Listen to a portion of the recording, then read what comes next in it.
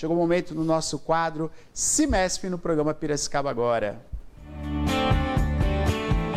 E a participação de hoje, eu tenho o prazer aqui de receber o Dr. Júnior Ometo, psicanalista, né, e professor conosco aqui para bater um papo muito pertinente. Professor, seja bem-vindo, tudo bem?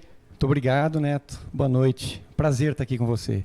Prazer é nosso. Obrigado pela presença. Olha, o Cimesp convidou, né, o professor para estar conosco aqui porque o assunto é muito importante. A gente vai falar sobre a atualização da NR1. Olha, essa sigla, claro que o professor vai explicar, mas nos traz uma referência que aconteceu há pouco aqui, né? Isso foi muito fomentado, principalmente pelas TVs. Nós mostramos aqui uma matéria também sobre, e claro, falando sobre a questão do trabalhador, do empregado, do empregador, do colaborador, com a empresa. Vamos explicar para quem está em casa, então, o que é a NR1? Então, Neto, nós temos as normas regulamentadoras, que elas cuidam da questão da saúde e segurança no trabalho. E essas normas, elas existem desde 1978. E, normalmente, elas têm algumas atualizações, né? O governo faz, o Ministério do Trabalho faz algumas atualizações nela. Sim. Essa última aconteceu em agosto do ano passado, perfeito, né? Que foi a norma que pede para a gente cuidar dos riscos psicossociais. Né? Traduzindo aqui numa linguagem mais fácil, saúde mental. Saúde mental. Saúde mental e emocional. Então, agora nós tivemos 9 meses de preparação e a partir de 26 de maio se torna lei e vai ser fiscalizado também pelo governo. Entendi. O que isso diretamente muda, né, para as empresas? Até para a gente entender, né? Quando a gente fala da saúde mental, né, algumas situações, vou colocar hipoteticamente falando, né? Então a gente tem desde uma questão pessoal que afeta no âmbito do trabalho, e isso é fato, né? Não é de agora, existe a lei, mas a gente por vezes vê esse acontecimento, a pessoa vem trabalhar, ela não está legal, e aí o pessoal, os companheiros, colegas acabam falando, não está muito bem, então essa pessoa ela é dispensada, enfim. Vamos falar nesse âmbito geral, para quem está em casa entender o que seria a saúde mental desse colaborador, né? E a lei veio para fiscalizar. Então, antes de falar sobre a fiscalização, vamos falar quais são os tipos de problema que caracterizam dentro da NR1. Isso é muito importante, tá? Por quê, Neto? Nós temos, isso inclusive vai ser um dilema, né, que nós já estamos percebendo que nós vamos ter que lidar bem com ele, que é o quê? A NR1, ela veio para falar assim, vamos mapear, identificar e nos prevenir de questões ligadas à saúde mental, riscos dentro do trabalho. Tá. E aí que você falou, existem, né, funcionários, somos pessoas, né? Claro. Costumo dizer nos meus treinamentos, não temos 2 cérebros, né? Perfeito, nós temos só em todos os lugares. Só. Então não dá para separar a vida pessoal de profissional. O que a gente consegue com inteligência emocional é gerenciar isso. Né? Então um dos grandes dilemas que, inclusive no Cimesp estou dando um curso agora sobre isso, né? Nós vamos ter outro mês que vem também para líderes. O que a gente está vendo? Que vai ser difícil a gente entender o risco que vem do trabalho e que vem da vida pessoal. Nós temos pessoas que têm problemas. Né? E isso acontece, isso vai gerar um problema, uma dificuldade dentro do trabalho. Identificar e nós, isso, claro, através das planilhas, tem o nosso PGR, né? A gestão de riscos, vai mapear os riscos que são gerados dentro do ambiente de trabalho. Como jornada excessiva, assédio, estilos de comando, desafios divergentes com a competência, fatos que vão gerar um estresse e automaticamente pode levar a pessoa a um burnout, a uma ansiedade. Dentro disso também está uma identificação, por exemplo, há um tempo atrás eu recebi também no Cimesp falando sobre essa questão da relação de colegas, né? E às vezes um pouco, acontece ser até um momento estressante ali, né? Dos próprios colegas trabalhando, essa relação de amigo e companheiro do trabalho, né? Que isso também gera uma situação desgastante. E a responsabilidade disso, como é que fica, né? Esse tema é muito importante também. Por quê? Eu tenho dito que o grande fator que vai fazer a diferença nas empresas hoje é a liderança. A liderança. Né?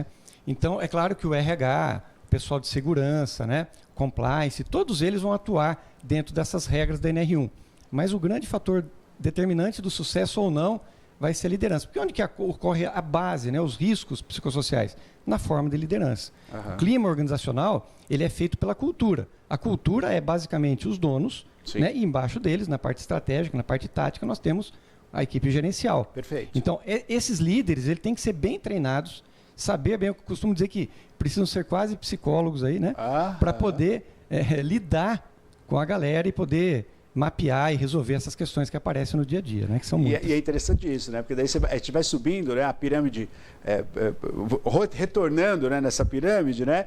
Quem que toma conta dos líderes, né? E depois quem que toma conta dos proprietários, né? Porque é uma coisa que vai subindo, não é? Porque a situação, a demanda, ela é diária, né? Olha que interessante. Nós temos o Brasil hoje é o país mais ansioso do planeta. Correto, né? correto. Nós temos o recorde de ansiedade. Temos muitas questões aí para tratar de ansiedade, mas a principal delas, qual é o causador principal de ansiedade? É a instabilidade. A instabilidade. Então, quando tem alguma coisa instável, a minha mente como que entra numa guerra. Exato. É um país que entrou em guerra, né? Então é adrenalina, é cortisol. Não para. E fica ali. E o que acontece com o ansioso? É como se fosse um computador e ele vai escanear o futuro. Exato. E ele escaneia o futuro, mas ele fala assim... Né? Prevendo. Ele vai falar assim, tá tudo errado. Então, aquilo lá, nós temos uma parte no cérebro, que é a amígdala, né? A amígdala é aquela que libera o cortisol, a adrenalina. Então, a pessoa entra no estado de guerra mesmo. Nossa. E aí vamos para a síndrome do pânico e uma série de outros eventos. Então, o que nós precisamos fazer? Estar cada vez mais no presente. Né? A saúde mental, e a gente tem visto também que pessoas que entram nessa guerra, né, nesse processo de angústia pelo futuro, Sim. elas se desesperam num tal ponto que começam a entrar em depressão. Perfeito. Então a gente está vendo isso, 90% das doenças emocionais hoje, elas estão na mão de ansiedade e depressão. Perfeito. E uma está levando a outra. Né? O passado não resolvido, ela leva a uma depressão, e a angústia pela guerra, do futuro leva na ansiedade. E uma coisa vai trazendo a outra. Né? Então, hoje nós temos mais de 471 mil afastamentos. Nossa, hoje. Olha que volume. E há 10 anos atrás, 2014, nós tínhamos 202 mil afastamentos por saúde mental. Então, veja, passamos pela pandemia, né, que gerou uma certa instabilidade também, né? E hoje a gente está com 471 mil afastamentos por questões emocionais mentais. Agora, Meto, quando vem a lei, a lei não vem para tratar, a lei vem para identificar e apontar, correto? Isso. Não é uma lei que está disponibilizando um tratamento para todos nós, vamos dizer assim. Não, ela vem para apontar que algo está errado. Isso. Como que lida com isso? Como é que lida com isso? Primeiramente, entender... que você já falou, a causa, um cérebro só, isso acho que foi muito interessante que você falou, é um cérebro só em todos os lugares, né? A gente é o país mais ansioso, uma série de problemas, quando a gente olha quem deveria governar em todos os âmbitos, tá, gente? Sem questão política. Ao invés de governar, gera problemas e gera mais ansiedade, porque a gente está olhando para uma briga, né, entre as duas partes desse país, está dividido, esquerda e direita, isso gera ansiedade para nós, e ao mesmo tempo vem uma lei que obriga o empresário a identificar e tomar algumas atitudes, que é isso que a gente vai decompor aqui para a gente entender melhor, né? Mas como é que eu trato isso? Eu costumo dizer assim, a NR1 traz essa exigência, mas ela é muito importante, que é a escuta, Neto. Né? Eu vejo empresas, às vezes, contratarem, né, consultorias enormes, caras, e não se escuta o colaborador. E a gente sabe hoje que a escuta ativa, ela resolve praticamente 50% dos problemas. Né? Então, o primeiro conselho que eu dou, né, nos cursos e na empresa que eu trabalho, vamos primeiro escutar o nosso colaborador. Uma fonte muito bacana disso, pesquisa de clima. Tá? Mas uma pesquisa de clima que seja bem elaborada, com perguntas onde nós vamos sim procurar mapear os riscos, né? Porque como você falou, eu não vou tratar o doente ali. O governo não está criando uma medida para tratar quem está doente. Ele está criando formas da gente evitar, prevenir que as pessoas adoeçam. Então eu tenho que atuar ali. A liderança, como eu falei, é um ponto fundamental nesse processo. Tá? Então, o governo, eu vejo isso com bons olhos, porque não é uma lei. É como terapia. Né? O que a terapia até então ela é? Né? Um preconceito, é coisa de quem não tem o que fazer. A gente relega ela a segundo plano. Sim, verdade. E a saúde mental também, a gente não vai aqui ser hipócrita, né? Ela é colocada como segundo, terceiro plano. Não deveria jamais, né? A gente vê hoje os gastos no planeta com afastamento, turnover, absenteísmo, presenteísmo. Sim. Nós gastamos hoje $1 trilhão no planeta Terra só com custo de saúde mental. Então veja que, eu digo sempre, é um ganho financeiro. Sim. A empresa que começa a olhar saúde mental com esses olhos, ela vai ganhar dinheiro. Perfeito. E ela vai melhorar o clima, ela vai diminuir turnover, ela vai melhorar o presenteísmo, que quem não sabe, né, é você estar lá, mas não está lá. Não está lá, né? É só o corpo que está ali. Está em outro lugar. E empresas grandes como P&G mapeiam já o presenteísmo com mais de 10%, 11%. Olha! Né? O absenteísmo em 2%, 3%. Nossa. E o presenteísmo com mais de 14%. Agora, olha o risco do presenteísmo. Você está trabalhando numa máquina cara. Claro, você está fazendo uma operação financeira. Sim, e você não está ali. Né? Que é um dos transtornos também mentais que a gente está vendo. Ô, Metô, você está falando isso, mas isso a gente vê em sala de aula do ensino fundamental. Esse tipo de relação, de problema, que é um problema psíquico, que é um problema que deveria ser curado não, mas talvez tratado para não chegar a esse ponto, a gente vê em sala de aula, né? Com crianças, jovens, adolescentes que não estão presentes, estão ali, mas estão em outro lugar. E a gente acaba levando isso como uma situação da idade. E aí o sujeito chega na fase adulta, que vai trabalhar, como você falou, numa empresa, que vai operar uma máquina, que tem que ter 100% da atenção durante a operação dessa máquina, ele está ausente. Por isso que um dos grandes ganhos da NR1 é eu procurar ver a saúde mental contra os olhos. Então eu tô muito otimista com relação a isso. Claro, a gente está tendo uma lei, mas eu sempre digo, antes da lei, a gente precisa ver os benefícios disso. As empresas, não é demagogia, as empresas só têm a ganhar com isso. O clima melhora, os resultados melhoram. A gente sabe hoje, Harvard soltou uma pesquisa recente, que só melhorando a saúde mental, numa equipe de vendas, eu cresço 27%. Olha. Né, a minha conversão de vendas. Só. Temos pesquisa da Deloitte, que é a segunda maior empresa de consultoria do mundo. Ela diz que cerca de 31% da folha de pagamento é jogada no lixo por questões de saúde mental. Então, empresário gosta de ver números. Você está perdendo, de repente, um excelente colaborador, porque ele está no momento da fase da vida ali que não está legal. Isso é fato, né? Nós temos muitos casos já, eu recebo sempre, a gente tem visto pessoas de um talento enorme que as empresas perdem. Né? E pessoas que estão lá e não estão produzindo o que podem produzir. Eu posso dar um monte de curso, né, para a pessoa, curso técnico. A gente sabe hoje que a técnica é 20% do processo. Perfeito. 80%, isso é pesquisa também, 80% do processo é emocional, é comportamental. A gente sabe que de cada 10 demissões, 9 tem ligação com comportamento, não com técnica. Não com técnica. Né? Então, quando eu cuido da saúde mental, eu ataco em todos os lados, positivamente. Né? Então, os empresários só têm a ganhar com isso. Infelizmente, né, ainda não está tendo essa percepção, como na terapia. Isso perfeito. Não vou fazer, não resolve. Bobagem, né? E tal. Cara, a hora que os empresários, a equipe estratégica e tática, comprar essa ideia, aí a coisa muda totalmente. Nós temos só E é muito interessante você estar falando, porque assim, as empresas eles investem muito nessa questão técnica, através até de cursos, enfim, né, dentro e fora da própria empresa, mas não tem olhar para isso. Não tem olhar para isso, que é o que está tendo baita prejuízo, você falou em números aqui, astronômicos, né, no mundo, mas é muito interessante. Você tem um olhar, Metô, regional também? No sentido de, assim, olha, você falou da questão do Brasil. O Brasil é um país que mais tem ansiosos. E é fato isso, todas as áreas, todos os momentos, né? E a gente descobre por que o Brasil é assim. Por que nós somos ansiosos, né? Por que somos os primeiros e não em primeiro em outras tantas coisas que poderiam ser?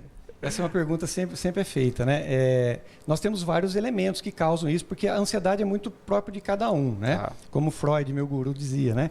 Tudo que você não resolve na sua mente, o corpo vai transformar em alguma enfermidade. Né? Ou física ou emocional. A gente sabe hoje que algumas emoções como raiva, rancor, ressentimento são os causadores de câncer. Sim, né? Quando você libera o cortisol, né? Então, assim, mas o principal deles, né, que deixa o Brasil desse jeito, nós temos a pandemia, que gerou uma instabilidade financeira, social e de saúde para muita gente. Essa instabilidade gerou ansiedade, né? E nós temos uma situação econômica social no país também, que também gera uma que também gera essa ansiedade. Né? E junto com isso, nós temos as questões pessoais de cada um, né? Com várias causas de conflitos que vão gerar ou depressão, ou ansiedade, ou vício, ou compulsão. Tudo isso é transtorno, né? Mas só que a gente fala sempre de ansiedade e depressão, porque de cada 10 diagnósticos, 9 está ligado à depressão e ansiedade também, é 90%, né? A OMS também já divulgou vários quadros com relação a isso. Então, o cuidado com a saúde mental hoje, eu sou suspeito para dizer, mas ele deveria ser na empresa, em casa, nas instituições, a primeira coisa de tudo, porque é isso que gera o resto. Né? São números como se fosse pós-guerra, né? Sim. São números como se fosse pós-guerra, né? Mas é incrível isso. Ó, tem participação, vamos colocar para nós, participação do público conosco aqui também. Boa noite, Neto, a todos do programa. Me pergunto como vai ser ainda mais difícil lidar com as chamadas gerações Z. Polêmico isso, vamos falar também, né, Meto? Vou ter... falar pessoal complicado de conviver. Pessoal complicado de conviver, né? Qual a opinião do professor? É a Amanda que está escrevendo, né? Está falando sobre a geração Z, né? E aí coloca todos esses argumentos que a gente já ouviu falar aqui também, que não quer comprometimento, né? Eu vi um empresário colocando esses dias, puxa, eu vou contratar um engenheiro, o sujeito veio aqui com o pai e com a mãe fazer uma entrevista, ele achou absurdo isso, né? Fala um pouquinho sobre isso, por favor, Neto. Até voltando na questão, a Amanda tocou num assunto muito importante, até voltando na questão da liderança, né? Perfeito. Nós temos líderes hoje com 30 anos, com 35 anos. Sim. Nós temos colaboradores, né, funcionários da empresa que estão nessa geração. Correto. Então, nós temos muito conflito de gerações dentro da empresa.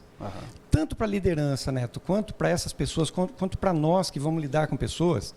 Eu gosto muito do estoicismo, né? Uma filosofia que nos ajuda não é sobre o que acontece, é sobre como eu lido com o que acontece. Né? Então, veja, nós temos uma situação, um problema que for.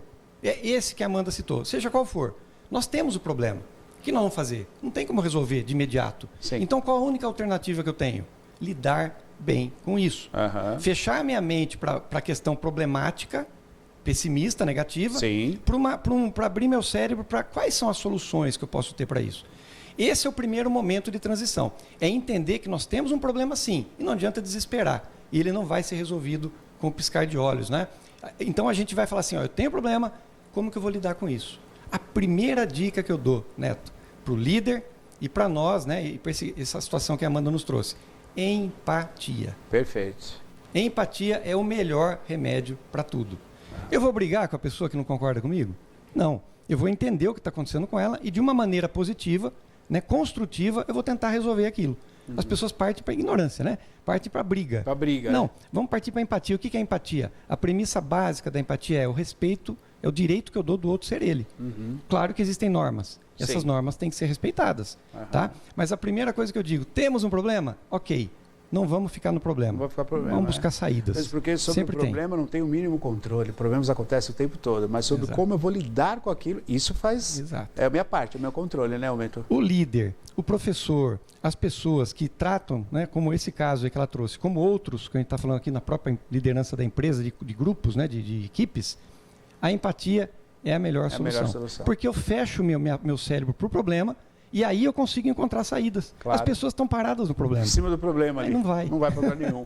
Ô, Meto, muito boa a sua participação. O Meto está à disposição pelo Cimesp. Você que é associado ao Cimesp, você conta, né, com esse know-how que o Meto tem para estar nas empresas. Além disso, também, se você não é associado ao Cimesp, saiba que o Cimesp já está com olhar para isso. Isso é muito bom de saber, né? Nosso sindicato patronal tem olhar para isso. E como o Meto falou, isso vai ser uma virada de chave para potencializar grandes profissionais que passam por um problema, mas sem sombra de dúvida também para enxugar uma perca tão grande que as empresas têm financeiramente. Então tem que virar essa chave, é isso que o Cimesp faz com o know-how. Ô, Meto, quero agradecer a sua participação aqui, viu? Muito obrigado. Muito obrigado pela oportunidade, um assunto tão importante. Pertinente demais. Vamos ver se a gente marca mais vezes para a gente conversar, que o andar disso, que o nosso empresário, todos nós precisamos saber, né, dessa qualidade que a gente tem à disposição. Ok, obrigado. Valeu. Obrigado, viu?